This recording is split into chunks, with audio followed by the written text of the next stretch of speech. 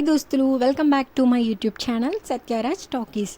ఇవాళ వీడియో వచ్చి ఏంటంటే కనుక డైలీ యూజ్డ్ ఇంగ్లీష్ సెంటెన్సెస్, మనం రెగ్యులర్గా యూజ్ చేసేటటువంటి 21 సెంటెన్సెస్ అనేవి మీ ముందుకు తీసుకొచ్చాను ఫ్రెండ్స్. అయితే మీ అందరికీ ఒక డౌట్ రావచ్చు, అదేంటంటే మనం ఇలాంటి వీడియోస్ చూడడం వల్ల మనకి ఇంగ్లీష్ వస్తుందా అంటే డెఫినెట్లీ వస్తుంది ఫ్రెండ్స్. ఎందుకంటే మనకి ఇందులో తెలియనటువంటి సెంటెన్సెస్ ఇంగ్లీష్లో ఎలా మాట్లాడాలి అనేది ఉంటుంది కాబట్టి, అండ్ దీన్ని మనం ప్రాక్టీస్ చేస్తే డెఫినెట్లీ మనకి ఇంగ్లీష్ అనేది వస్తుందన్నమాట. So keep watching daily used English sentences videos. నీ పిడికిల్ని తెరువు. జనరల్గా మనం చేతిలో ఏమైనా దాచుకున్నప్పుడు పిడికిల్ని ఇలా మూస్తూ ఉంటాం కదా. సో నీ పిడికిల్ని తెరువు అనడాన్ని ఇంగ్లీష్లో unclench your fist. Unclench your fist. ఆమె అలసిపోతుంది. మనం ఏదైనా వర్క్ చేసినప్పుడు అలసిపోతూ ఉంటాం కదా. సో ఆమె అలసిపోతుంది అని అనడాన్ని ఇంగ్లీష్లో she is tiring. She is tiring అని అనాలి. అలాగే ఆమెకు ఇబ్బందిగా అనిపిస్తుంది. మనం ఒకరిని ఇబ్బంది పెడతా ఉన్నప్పుడు ఆమెకి ఇబ్బందిగా అనిపిస్తుందని వేరే వాళ్ళు అంటారు కదా. సో దాన్ని ఇంగ్లీష్లో ఏమనాలంటే she is feeling uneasy. She is feeling uneasy. ఎదురు సమాధానం చెప్పకు లేదా ఎదురు సమాధానం చెప్పడం ఆపు.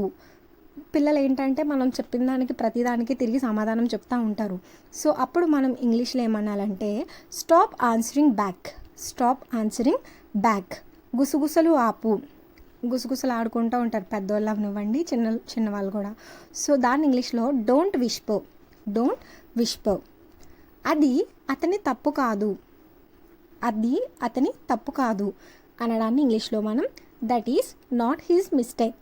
That is not his mistake లేదా it's not his fault. It's not his fault అని కూడా అనొచ్చు. అదే అది ఆమె తప్పు కాదు అనడాన్ని ఏమనాలి that is not her mistake. It's not her fault. నాకు మీరు బాగా తెలుసు. మనకి ఒకరు చాలా బాగా తెలుస్తుంది, అప్పుడు మనం ఈ సెంటెన్స్ అనేది కామన్గా యూస్ చేస్తూ ఉంటాం, నాకు మీరు బాగా తెలుసు అనడాన్ని. సో దాన్ని ఇంగ్లీష్లో ఏమనాలంటే I know you very well. I know you very well. కోపం తెచ్చుకోవడానికి ఏముంది? మనం మన ఫ్రెండ్స్ని అడుగుతూ ఉంటాం కోపం తెచ్చుకోవడానికి ఏముంది ఇందులో అని చెప్పి. సో దాన్ని ఇంగ్లీష్లో ఏమంటారంటే what's there to get angry. What's there to get angry. నీకు ఇందులో కోపం రావడానికి ఏముంది? నేను దీనికి వ్యతిరేకం. ఎవరైనా మనకి ఒకటి చెప్తారు, సో దానికి మనం వ్యతిరేకంగా ఉండడాన్ని ఇంగ్లీష్లో ఏమంటారంటే I am opposite to this. I am opposite to this లేదా I am against to it. I am against it అని కూడా అనొచ్చు మాట. ఓకేనా? అండ్ దెన్ నేను ఎలాగో అలా తప్పించుకున్నాను. నేను ఎలాగో అలా తప్పించుకున్నాను. ఇప్పుడు ఒక్కొక్క మనం వెనక పడుతుంది అనుకోండి, సో మనం ఇంటికి వచ్చి చెప్తాం అన్నమాట కుక్క నా వెనక పడ్డది, సో నేను ఎలాగోలా తప్పించుకున్నాను అంటాం కదా. సో అప్పుడు ఇంగ్లీష్లో ఏమంటారంటే I escaped somehow. I escaped somehow. జాగ్రత్తగా ఉండు. పిల్లలకి చెప్తూ ఉంటాం జాగ్రత్తగా ఉండు అని చెప్పి. సో దాన్ని ఇంగ్లీష్లో బీ కేర్ఫుల్. Be careful. నాకు సహాయం చెయ్యి. Please help me. Please help me. దీన్నే మనం లేటెస్ట్గా గివ్ మీ ఏ హ్యాండ్ అని కూడా అనొచ్చు మాట. అడ్వాన్స్డ్ లెవెల్లో గివ్ మీ ఏ హ్యాండ్ అని కూడా అనొచ్చు. నాకు సహాయం చెయ్యి అని అనడాన్ని ప్లీజ్ హెల్ప్ మీ అనొచ్చు లేదా గివ్ మీ ఏ హ్యాండ్. గివ్ మీ ఏ హ్యాండ్ అని కూడా అనొచ్చు. అండ్ దెన్ ఇది కరెక్ట్ కాదు. ఇది కరెక్ట్ కాదు అనడాన్ని ఇంగ్లీష్లో it's not correct. It's not correct లేదా దిస్ ఈజ్ నాట్ కరెక్ట్ అని కూడా అనొచ్చు. తర్వాత మళ్ళీ మళ్ళీ ఫోన్ చేయకు. Don't call me over and over. Don't call me over and over లేదా don't call me again and again. దీన్ని సులువు చెయ్యి. దీన్ని సులువు చెయ్యి. Make it easy.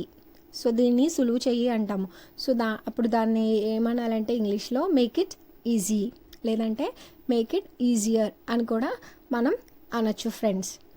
సో ఈ సెంటెన్సెస్ మనం యూజ్ చేయడం వల్ల మనకి ఇంగ్లీష్ అనేది ఇంప్రూవ్ అవుతుంది అన్నమాట.